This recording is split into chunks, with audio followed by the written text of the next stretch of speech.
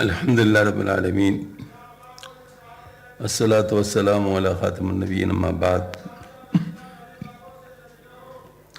فاعوذ باللہ من الشیطان الرجیم بسم اللہ الرحمن الرحیم۔ یہ معزز خواتین و حضرات، آج منگل کا دن ہے اور منگل کے دن ہمارے ہاں مثنی مولا روم شریف کا درس ہوتا ہے، اور جو حکایت چل رہی تھی وہ یہ تھی، مطلب وہ جو بات چل رہی تھی وہ یہ تھی کہ حضرت اپنے خلیفہ کو شیخ کی مانند تنظیم دیتے تھے، اور یہ جو ابھی جلد نمبر 6 اس کا ابتدا ہو رہی ہے، تو اس کے تاریخ میں مطلب حضرت کچھ بہترین مضامین بیان فرما رہے ہیں۔ یہ مطلب یہ ہے کہ مختلف چیزوں کے صفات کے بارے میں بات چل رہی ہے کہ نحلہا برکو ہو کند و شجر مین ہند شہر امباری شکر، اگرچہ سانپ زہر ٹپکاتے ہیں، اگرچہ تلخ چیزیں ہم کو اپنے ناگوار ذائقہ سے پریشان کرتی رہتی ہیں، مگر اس کے مقابلے میں شہد کی مکھیاں پہاڑ اور اناج کے کوٹے اور درخت میں شہد کی شیرینی کا ڈھیر لگاتی ہے۔ یعنی اچھائی برائی ساتھ ساتھ چلتی ہے، مشکل آسانی ساتھ ساتھ چلتی ہے، اور ہر ایک چیز اپنے اپنے ڈگر پہ چل رہا ہوتا ہے۔ زہرہا چند زہری میں کنن زود تریاقات شام برمی کنن، زہر ارچند زہریلا اثر کرتے ہیں مگر تریاق بھی اس کا اثر فوراً زائل کر دیتے ہیں۔ یعنی برے لوگ جو برے اعمال کی وجہ سے لوگ پریشان کرتے ہیں تو اچھے لوگ ان کے اوپر مرہم پٹی کر لیتے ہیں اور ظاہر ان کا اثر کو دور کر لیتے ہیں۔ ای جہاں جنگست چوں گل بنگری چوں کل بنگری ذرہ ذرہ ہم چو دیں با کافری، اس جہاں کو جب تم اس طرح سے دیکھو تو سراپا جنگ ہے، جہان کا ذرہ ذرہ ایک دوسرے سے اس طرح مخالف ہے جس طرح کفر دین کے ساتھ۔ یعنی خاص یہی عالم دنیا ہے تو تخصیص باقتضاء مقام نفی کرنا اختلاف کا عالم آخرت و ملکوت سے مقصود نہیں ہے۔ اگر مراد عالم امکان ہے تو عموماً حکم کا خود مدلول اس الفاظ کا ہی ہے۔ اور یہ تو سطح ارض کا ہر انچ پر رقبہ میدان حرب ہے، اور کائنات کا ذرہ ذرہ ہر وقت مصروف بیکار ہے۔ قدرت نے ایک چیز کی بقا دوسری کے فنا پر موقوف رکھی ہے، اور یہی وہ قدرتی تار ہے جس کی غیبی تاریخ دنیا کے سٹیج پر ایک نہ ختم ہونے والا تماشائے جدال اور قتال دکھا رہی ہے۔ تالاب میں بڑی مچھلی اپنی زندگی قائم رکھنے کے لیے چھوٹی مچھلیوں کو اپنے غذا بناتی ہیں، انسان اپنے غذا کے لیے بڑی مچھلیوں کو شکار کرتا ہے، جنگل میں ہری گھاس پلنے پھولنے کے لیے اجزائے ارض کو اپنے اندر جذب کر لیتی ہے، چوپائے اپنے جسم کی پرورش کے لیے گھاس کو چر جاتے ہیں، اور آدمی اپنے بقائے حیات کے لیے ان چوپایوں کو کہا جاتا ہے۔ آگ دنیا کی ہر طرف خشک و اثر بنائے ڈال پر تلی رہتی ہے، پانی جب موقع ملتا ہے تو آگ کی اشتعال کو خاموش کر لیتا ہے، ہوا کا ہر وقت یہ مشغل ہے کہ پانی کو فنا کرتی رہتی ہے۔ ایک پیالی میں جب سوڈیم کارب اور سلفیورک ایسڈ اکٹھے ہو تو وہ پیالی میدان جنگ بن جاتی ہے، اس وقت سوڈیم کارب کے جز کا کاربونک ایسڈ اور سلفورک ایسڈ کے مابین تھوڑی دیر کے لیے خوب جنگ ہوتی ہے اور پانی میں قابل دید جوش پیدا ہوتا ہے۔ پھر چونکہ سلفیورک ایسڈ ایک زبردست طاقت ہے، اس لیے حملہ کتاب نہ لا کر کاربونک ایسڈ کو گیس کا غیر مرئی گیس بدل کر اڑ جانا پڑتا ہے، اور اس وقت سے سوڈیم کی سرزمین ایسڈ سلفر کی قلم رو میں شامل ہو جا کر سوڈیم سلفاز کہلاتی ہے۔ غیر اس طرح تمام کائنات عالم میں ارب و بیکار و تضاد متخالف کا ایک ہنگامہ ہے۔ مطلب یہ ہے کہ اللہ جل شانہ نے یہ نظام چلا رکھا ہوا ہے، قدرتی اسباب ہے، ایک چیز کی فنا میں دوسری کی بقا ہے، اور یہ سلسلہ چلتا رہتا ہے۔ درخت کاربن ڈائی آکسائڈ وہ جو ہے نا مطلب لیتے ہیں، اور ساتھ جو ہے نا مطلب یہ کہ وہ آکسیجن چھوڑتے ہیں۔ یعنی ہمارا جو فضلہ ہے گوبر وغیرہ وہ درخت کا وہ ہے، یعنی خوراک ہے، اور ان کا فضلہ آکسیجن ہے، وہ ہماری خوراک ہے۔ تو ایک دوسرے کے لیے مطلب اس طرح سلسلہ چلتا رہتا ہے۔ آیا کہ ذرہ ہمیں پرد بچپ وہاں دیگر سوئے یمی اندر طلب، ایک ذرہ بائیں جانب کو جا رہا ہے تو دوسرا اپنے مقصود کے طلب میں دائیں کو طرف اڑ رہا ہے۔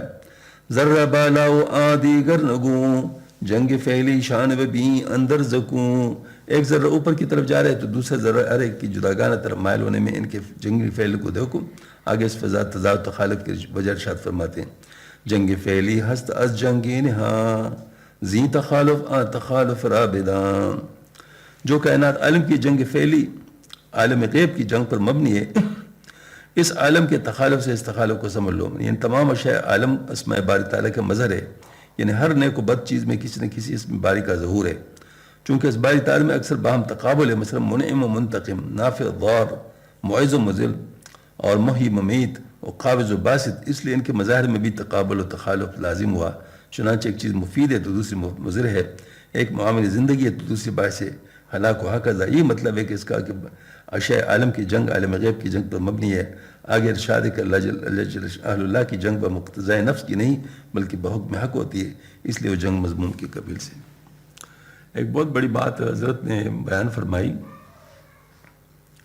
یہ اسماء باری تعالیٰ جو اللہ پاک کے نام ہے، اس پر بات ہوئی تھی، سوال ہوا تھا پچھلے دن، تو اس میں بھی مطلب جو ہے نا بہت تقابل ہے، یعنی بہت تقابل سے مراد یہ ہے کہ نافع و ضار، نافع نفع دینے والا، ضار تکلیف میں ڈالنے والا، تو اس طرح وہ جو اسماء مبارک ہے ان کا اپنا اپنا اثر ہے، تو لہذا یہ پورے جس کو کہتے ہیں کائنات میں ایک عالم آپس میں اس مقابلے میں لگے ہوئے ہیں، یعنی ایک چیز اگر ایک کام کرے تو دوسرا اس کے مقابلے میں دوسرا کام کر رہی ہے، اور سب چونکہ اللہ پاک کے حکم سے ہوتے ہیں لہذا اللہ تعالیٰ کے اسماء مبارکہ کے تجلی کے ذریعے سے تو ہو رہے ہیں۔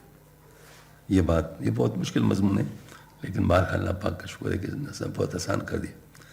ذر کام میں ہو شدر آفتاب جنگی او بیروں شد از وصف و حساب، جو ذرا آفتاب میں مہو ہو گیا اس کی جنگ تعریف اور شمار سے باہر ہے۔ مقصد یہ ہے کہ جو ذرا آفتاب میں مہ ہو گیا، مطلب ہے کہ آفتاب میں فنا ہو گیا، تو بس وہ آفتاب کیسے ہو گیا؟ مطلب ظاہر ہے جو کام آفتاب کر رہے وہی مطلب یہ کر رہی ہے۔ ہاں جی، تو یہاں پر ہے کہ عاشق حق جب اپنے وجود کو ذات باری میں فنا کر لیتے ہیں تو اس کے افعال ہماری تعریف سے مستغنی اور ہمارے شمار و حساب سے بالاتر ہو جاتے ہیں، پھر اکیلی شخصیت ہزار اشخاص کا کام کر سکتی ہے۔ مطلب یہ ہے کہ پھر اب وہ مطلب یہاں پر بھی بات ہوتی ہے کہ جو مطلب جیسے حدیث شریف میں آتے ہیں کہ میں اس بندے کا ہاتھ ہو جاتا ہوں جس سے وہ پکڑتا ہے، جس کے بند بن جاتا ہے، جس سے وہ بولتا ہے، اس کے پیر بن جاتا ہے، جس سے وہ چلتا ہے۔ اب اس کی دو مطلب وہ کی ہے تشریحات کی ہے بزرگوں نے، ایک فاعلی ہے اور ایک مفعولی ہے۔ فاعلی یہ ہے کہ مطلب بندہ فاعل بن جاتا ہے اور اللہ پاک وہی کرتا ہے جو وہ بندہ چاہتا ہے، یہ بات۔ دوسرا یہ ہے کہ نہیں، یہ بندہ ایسا ہو جاتا ہے کہ وہ اس کا خود مرضی کوئی نہیں ہوتی، بس جو اللہ کی مرضی وہ اس کی مرضی، تو لہٰذا جو اللہ کرتا ہے وہ وہی کرتا ہے، اس کے علاوہ کوئی اور کام نہیں کرتا۔ تو فنا میں یہ چیز زیادہ مطلب سمجھ میں آتی ہے فنائیت کے لحاظ سے۔ بہلول دیوان رحمۃ اللہ علیہ جو تھے، تو وہ ایک دفعہ بیٹھے ہوئے تھے، ہارون رشید کا گزر تھا، تو ہارون رشید نے ذرا چونکہ مصر تھے تو کہتے بہلول کس پوزیشن میں ہو، کس حال میں ہو؟ اس نے کہا اس شخص کی کیا آپ کہیں گے جس کے حکم سے سب کچھ ہو رہا ہے پورے کائنات میں؟ انہوں نے کہا پھر خدائی کا دعویٰ کب سے کیا ہے؟ انہوں نے کہا میں نے تو خدائی کا دعویٰ نہیں کیا۔ انہوں نے کہا ابھی تو آپ یہ کہہ رہے ہیں۔ انہوں نے کہا میں نے اپنی بات اللہ کی بات میں فنا کر دی ہے، اب جو اللہ کی بات ہے وہ میری بات ہے، جو اللہ کی مرضی ہے وہ میری مرضی ہے، تو پھر مجھے بتاؤ کہ میں مزے میں نہیں ہوں گا تو کیوں ہوگا؟ اس لیے کہتے ہیں تفویض والے بڑے مزے میں ہوتے ہیں، جو تفویض والے ہوتے ہیں نا، جو ہر چیز اللہ پہ چھوڑ دیتے ہیں، وہ بڑے مزے میں ہوتے ہیں، ان کا کوئی پریشانی نہیں ہوتی۔ وہ پریشانی اس کو کیوں ہو؟ وہ کہتے ہیں بھائی جو اللہ کی طرف سے، تو لہٰذا میری طرف بس میں بھی یہی چاہتا ہوں۔ واحد کل الف کے بود آولی بلکہ صدر قرن سست عبد العلی، کیونکہ اس کی قدرت بشریہ جو قاصر و محدود تھی فنا ہو چکی ہے، اب وہ قدرت الہیہ سے متصف ہو گیا جو کامل و غیر متناہی ہے، اور یہی معنی اس کہ وہ مارا میں تیز رمیت لیکن رما کا، اور سے اس قدسی کے کہ وہ کن تو سم ہو وہ بصر ہو، میں اس کے سماعت ہو جاتا ہوں، میں اس کی بصارت ہو جاتا ہوں۔ چوز ذرہ میں ہوشد نفس و نفس جنگ شکنو جنگ خورشی دست و بست، جب ذرہ کا نفس اور سانس وغیرہ آثار بشریت فنا ہو گئے تو اب اس کی جنگ خود اپنی جنگ نہیں بلکہ آفتاب کی جنگ ہے۔ رفت از و جنبش طبع سکون از انا الیہ راجعون، اس سے طبی بشری کی ایک حرکت و سکون جاتا رہا، کیوں؟ رجوع بحق کی وجہ سے، چونکہ وہ فانی فی اللہ ہو چکا ہے، اس لیے اس کی حرکات و سکنات نفسانی نہیں بلکہ حقانی ہوں گے۔ ما ببحری تو ز خود راجع شدیم وز رضائے اصل مسترزع شدیم، بے شبہ ہم دریائے نور کی طرف راجع ہو گئے، اصل کے دودھ سے شیرخوار ہو گئے۔ عارف لوگ متوجہ بحق ہیں اور اسی سے مستفیض ہیں۔ در فروغ راہ اے مانداز غول لاف کمزن از وصول اے بی اصول، اے وہ جو شیطان کے بہکانے سے بھی راہ وصول کے متعلقاتی میں بھٹک رہے، اے بے اصول اپنے واصل بھی اصول ہونے کی شیخی نہ بگارو، تم بھی اللہ کے دنیاوی سے دستکار نہیں ہوئے، واصل بحق ہونے کا کیا دعویٰ کر سکتے ہو؟ یہ نسل میں بات یہ ہے کہ واصل تو ہے جو اپنا سب کچھ اللہ کے لیے چھوڑ دے، تو اپنے نفس کے ساتھ ہے، لہٰذا اپنے نفس کی خواہش کے لیے سب کچھ کر رہے تو کیسے واصل ہے؟ ہاں جی، تو صرف لفظ نہیں کر رہا ہے۔ جنگ ما و صلح ما و در نور عین نیست ازما ہست بین الاصبعین، ہماری جنگ اور صلح جو آفتاب حقیقت کی روشنی میں وقوع پا رہی ہے، ہماری طرف سے نہیں بلکہ من جانب اللہ ہے۔ یعنی حدیث میں ہے کہ ان قلوب بنی آدم بین اصبعین من اصابع الرحمن یقلبها کیف یشاء، بنی آدم کے دل حق تعالیٰ کے دو انگلیوں کے درمیان وہ جدھر چاہتے ہیں وہ پھیر دیتا ہے۔ دوسرے مصرے میں اسی حدیث کے کلمات اقتباس ہیں، کلیم مصنوعی سے معلوم ہوتا ہے کہ یہ محض لفظی اقتباس ہے، مفہوم حدیث یہاں مراد نہیں، کیونکہ مفہوم حدیث یہ ہے کہ اللہ تعالیٰ اپنی قدرت و مشیت سے جس کو چاہتا ہے مائل بحسنات کر دیتا ہے اور جس کو چاہتا ہے مائل بمعاصی کر دیتا ہے۔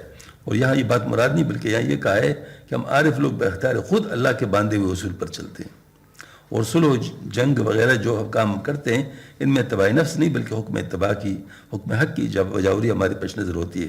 کلیدی مصنوعی کا الفاظ یہ ہے، یہ اس حدیث کا مفہوم مراد نہیں کیونکہ وہ تکوین کے باب میں اس سے اقتباس لفظی ہے اور معنی دوسرے، یعنی تابع احکام شریعہ حق، یعنی پیچھے شعر سے اختلاف مضمون اختیاری کا ذکر ہوا تھا، پھر شعر جہاں کلست سے بحث اختلافات غیر اختیاری تکوینی بیان کی گئی، اس کا بازار کہاں میں ہو شدہ آفتاب سے بعض اختلافات محمود اختیاری کا بیان فرمایا۔ اب آگے پھر اختلافات غیر اختیاری تکوینی کے بیان کی طرف وہ فرماتے ہیں، یعنی مختلف قسم کے اختلافات ہیں، ان اختلافات کی بیان چل رہی ہے۔ جنگ طبعی، جنگ فعلی، جنگ قول، جنگ طبعی، جنگ فعلی، جنگ قول، درمیان جزہا حرب استحول، دنیا کی تمام اشیاء کے مابین اختلاف طبیعت، تضاد فعل اور بحث و تکرار کی ایک ہولناک جنگ برپا ہے۔ آگے جنگ کی حکمت فرماتے ہیں، ای جہازی جنگ قائم میں بود در عناصر در نگرتا حل شود، یہ جہاں اسی جنگ سے قائم رہتا ہے، تم تمام عناصر کو دیکھو اور غور کرو تاکہ یہ نقطہ حل ہو جائے کہ جنگ سے جہاں کیوں کر قائم ہے۔ یہ عناصر ایک دوسرے کے ضد ہیں مگر ان کی یہی ضدیت مرکبات عنصریہ کی قیام وجود کا سبب بنی ہوئی۔ کیا سائنٹیفک بات کی ہے؟ سوڈیم پازیٹو آئن، کلورین مائنس نیگیٹو آئن، تو یہ متضاد ہیں، اس متضاد ہونے کی وجہ سے آپس میں ملے ہوئے ہیں، ایک دوسرے کو کھینچ رہے ہیں، اگر یہ نہ ہو تو پھر یہ جدا جدا ہو جاتے ہیں۔ ہاں جی، مطلب یہ ہے کہ اس طریقے سے مطلب یہ آئنکس فارم میں یعنی یہ چیزیں رہتی ہیں، تو اس میں کہا کہ مگر ان کی ضدیت مراقباتی عنصریہ کے قیام موجود کا سبب بنی ہوئی ہے۔ اس کا مطلب نہیں کہ عناصر میں اختلاف و تضاد نہ ہوتا تو اس عالم کو بقا نہ ہوتا، تاکہ اس وقت تو اقرب الی البقاء ہو، تاکہ کوئی ضد کسی کو فنا نہ کرتی، بلکہ مطلب یہ کہ یہ عالم جس حیت پر اب قائم ہے کہ اس میں بکثرت تغیر و تبدل و استحال و انقلاب ہے، یہ موقوف اس اختلاف امزجہ عناصر پر ہے۔ اگر یہ نہ ہوتا تو اس کا حیت کا قیام نہ ہوتا، راہ شبہ کی صورت میں اس سے بھی اقوی قیام ہوتا اور بھی حسن تھا، پھر بقا جہازی الہیہ میں زیادہ مطلوب کی کیا بات ہے؟ جو جواب یہ ہے کہ صحت خاص میں جن اسماء کا ظہور ہوتا ہے وہ ظہور نہ ہوتا، اور اصل حکمت یہی ظہور ہے۔ آگے اس مضمون کی توضیح و تفصیل فرماتے ہیں، یعنی اسماء الہی کا، جیسے میں نے کہا نا کہ اللہ پاک کی قدرت کا مشاہدہ مختلف رنگ میں جو ہو رہا ہے تو ایک دوسرے کے تقابل میں جو آتا ہے تو وہ ساتھ ساتھ چلتے ہیں۔ چار عناصر چار استونی قویس کے بریشہ سقف دنیا مستویس، یہ چار عناصر عالم دنیا کے چار قوی ستون ہیں کہ ان پر دنیا کی چھت قائم ہے۔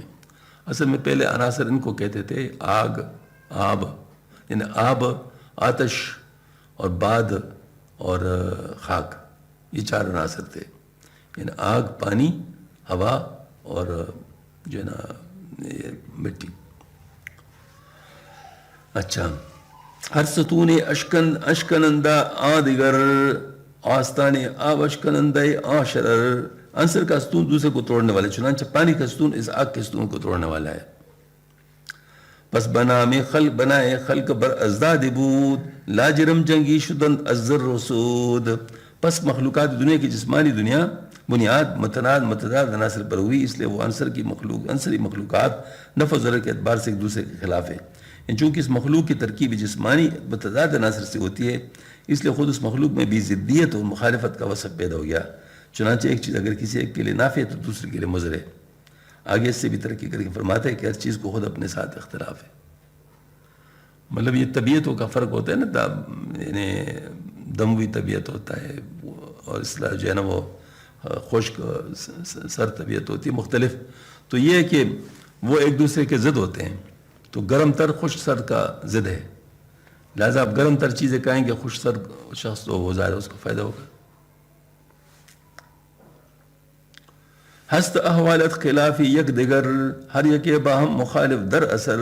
تمہارے خود اپنے حالات ایک دوسرے کے خلاف ہے، یعنی اب ہر حالت اثر میں ایک دوسرے حالت کے خلاف ہے. چنانچہ کبھی تم خوش ہو، کبھی مغموم، کبھی سائر ہو، کبھی بے صبر.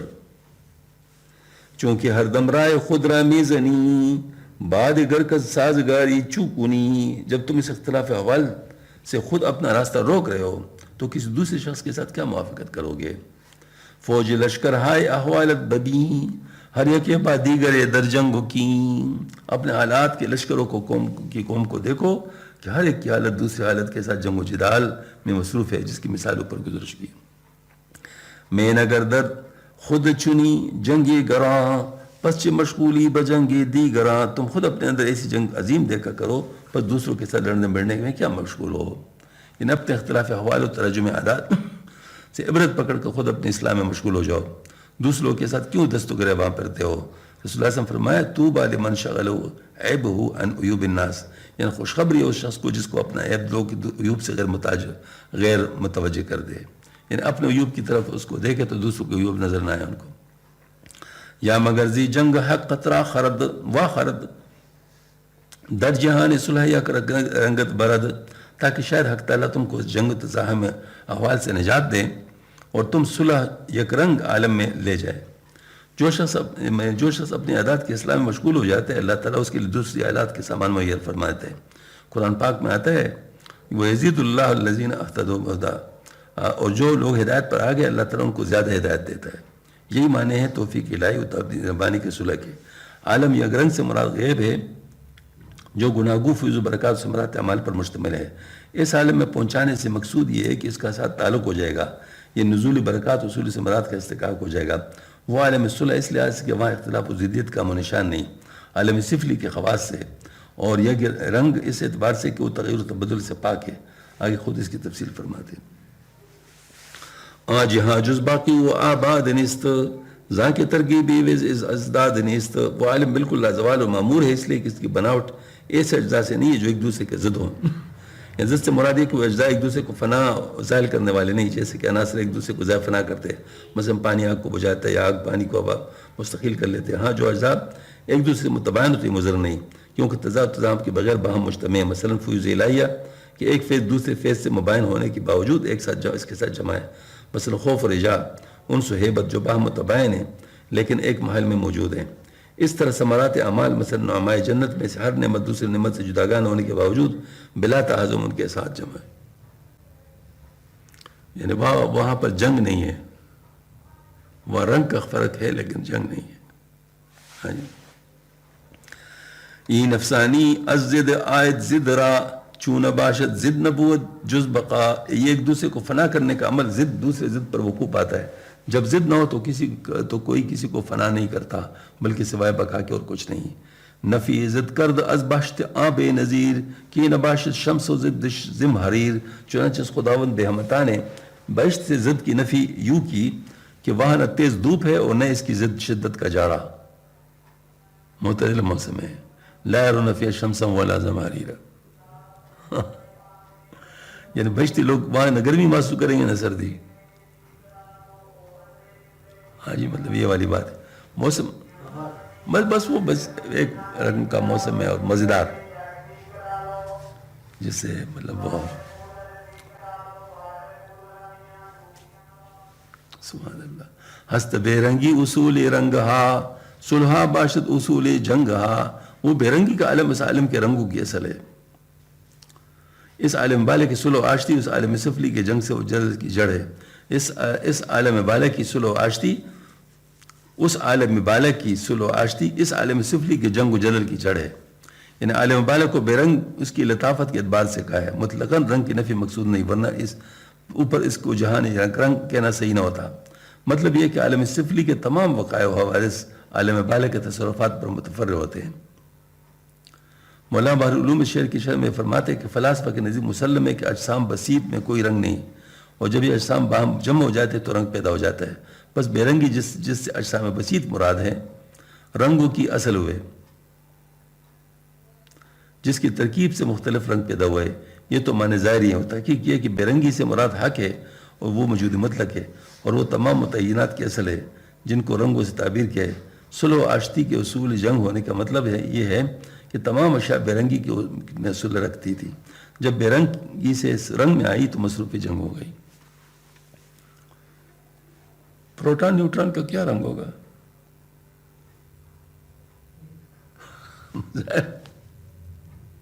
انہی سے ساری چیزیں بنی ہیں، تو کوئی کس رنگ ہے کوئی کس رنگ ہے. ہاں تو مطلب یہ تو اصل میں اچھا پروٹان نیوٹران کس چیز سے بنے ہیں؟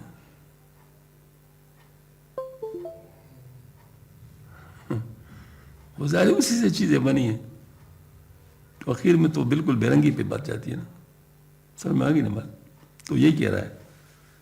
تو آج کل کا سائنس بھی یہی بات کر رہا ہے، مطلب جو ہے نا جو مطلب مولانا کہہ رہے ہیں یہ الہامی مضامین ہے. ظاہر مطلب اس میں پتہ نہیں کتنا عرصہ پہلے یہ مضامین ہو چکی ہیں. ہاں جی، لیکن آج کل کا سائنس بھی اس کو رد نہیں کر سکتا.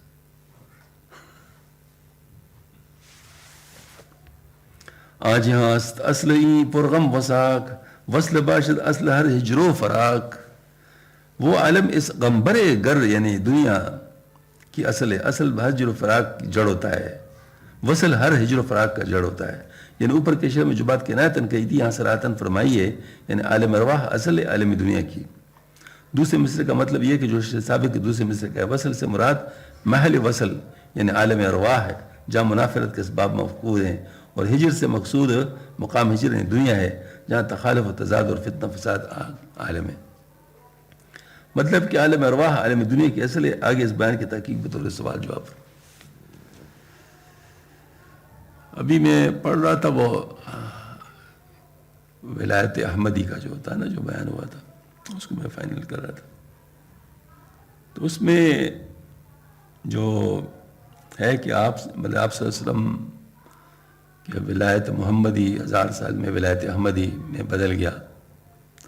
تو مطلب یہ ہے کہ اس میں جو جسد بشری یعنی وہ اس کا جو اثر تھا وہ کم سے کم ہوتے بہت کم ہو گیا، اور جسد ملکی جو ہے نا مطلب یہ بہت زیادہ طاقتور ہو گیا، تو اللہ تعالیٰ کا قرب زیادہ ہو گیا. لیکن امت کو تعلق جو تھا آپ صلی اللہ علیہ وسلم کے ساتھ وہ بہت کم ہو گیا، کیونکہ اب وہ جو ہے نا مطلب آپ صلی اللہ علیہ وسلم کی جسد بشری کے ساتھ تھا. تو وہ چیز مطلب جو ہے نا وہ تو اس کا مطلب ہے کہ دیکھیں نا آپ صلی اللہ علیہ وسلم کہ جسد بشری جب یہاں فعال تھا تو خیر کا دور تھا. لیکن جیسے جیسے اسے دوری آتی گئی تو وہ سارے کے سارے ٹھیک ہے نا. مطلب یہ بات ہے کہ عالم ارواح کے ساتھ جتنا تعلق ہوتا ہے اتنا خیر ہوتا ہے، اور جتنا دوری ہوتی ہے اتنا شر ہوتا ہے. تو یہ جو ہے نا مطلب یہ جو عالم ہے عالم ارواح یہ عالم دنیا کی اصل ہے. اور اس طریقے سے مطلب یہ کہ جو وہاں پر وصل ہے اور یہاں پر ہجر ہے، وہاں پر وصل ہے یہاں پر ہجر ہے. تو ہجر میں تو مسائل ہیں اور وصل میں ظاہر ہے مسائل کا حال ہے. مطلب ہے کہ عالم ارواح عالم دنیا کی اصل ہے. آگے اس بیان کے تحقیقی بطور سوال جواب فرماتے ہیں. این تخالف اسچ عائد وس کو جا وسچ زائد وحدتی ازداد را. یہ تخالف جو اشیاء عالم میں پایا جاتا ہے کس چیز سے پیدا ہوتا ہے اور کہاں سے، اور ان ازداد عناصر میں جو عارضی اتحاد ہے کس بات سے پیدا ہوا ہے. آگے جو خود جواب میں ارشاد فرماتے ہیں زاں کے ما فرعین و چار ازداد اصل خوئی خود در فرع کر دی ایجاد اصل. یہ تخالف تو اس لیے کہ مخلوقات عنصریہ نتیجہ ہے چار متضاد عناصر کی. ہمارے اصل ہے، اصل نے نتیجہ کے اندر اپنی خاصیت پیدا کر لی. یعنی فرع کے معنی شاخ یا نتیجہ کے. ایک مرکب چیز بھی اجزاء بسیط کے فرع کہلا سکتی ہے کیونکہ وہ انہی اجزاء کی ترکیب سے بطور نتیجہ پیدا ہوتی ہے. جس طرح ایک جڑ سے شاخ پیدا ہوتی ہے، مثلا عطری پھل کے مرکب دو علیلہ آملہ کے فرع ہے، اور یہ تینوں مفرد دوائیں اس کی اصل ہے. فرماتے کہ انسان و حیوان کے افراد میں تخالف و تضاد پیدا ہونے کی وجہ یہ ہے کہ ان کے جسم عناصر سے مرکب ہے اور عناصر میں طبعاً تضاد ہے، اس لیے ان کی فرع میں ضدیت پیدا ہو گئی ہے. جس طرح عطری پھل کے اندر اس کے اجزاء مفردہ کے خواص کا ہونا لازم ہے. آگے ان عناصر کی عارضی اتحاد کی وجہ بیان فرماتے جو زندہ اجسام کے اندر ہے. گوہر جاں چوں ورائے فصل ہاست خوئی آن ای نیست خوئی کبریاس. اور عناصر کا اتفاق اس لیے کہ روح میں اس روح جسم عنصری سے مقارن ہے، یعنی ساتھ ہے، اور روح کا جوہر چونکہ تضاد یعنی تخالف سے الگ ہے. روح کا جو جوہر ہے چونکہ تضاد تخالف سے الگ ہے، جو عناصر کی خاصیت ہے، اس لیے اس کی خاصیت نہیں بلکہ اس میں حضرت کبریا کا خلق ہے، یعنی مطلب اللہ تعالیٰ کے ساتھ تعلق ہے. یعنی روح چونکہ حضرت کبریا کے مظہر عتم ہے، اس لیے وہ اخلاق کے لائیے سے موصوف ہے.